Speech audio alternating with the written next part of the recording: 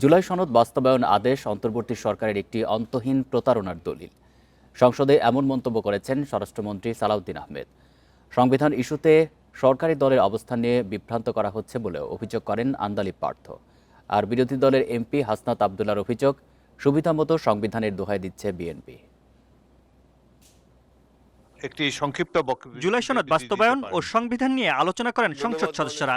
সেই আলোচনা রূপ নেয় বিতর্কে, এক পর্যায়ে পৌঁছায় পারস্পরিক আক্রমণে। সরকারই গঠিত হয়েছে এবং পরিবর্তন হয়েছে। জামায়াত নেতৃত্বাধীন বিরোধী দলের এমপি হাসনাত আবদুল্লাহ ও আক্তার হোসেন সরকারের সমালোচনা করেন।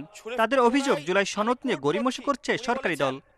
নতুন রিন গভীর থেকে পরিষ্কার করে কাপড়কে রাখে নতুনের মতো উজ্জ্বল। নতুন রিন অ্যাডভান্সড পাউডার। ৭২-এর সংবিধানের কিছু কিছু বিষয়কে ওনারা সম্মান দিয়েছেন, তার মানে কিছু কিছু বিষয়কে ওনারা সম্মান দেয় নাই।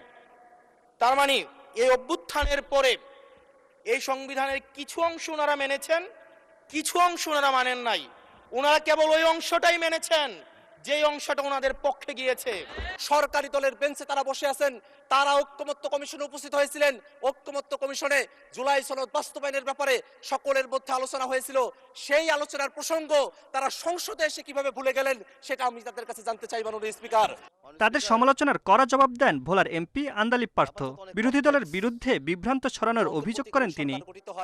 কোনোভাবেও আমাদেরকে লগর সেটে ফেলে জুলাইয়ের বিরুদ্ধে অবস্থান যদি নিতে যান, তাহলে আপনারা কোনোদিন সাকসেসফুল হবেন না।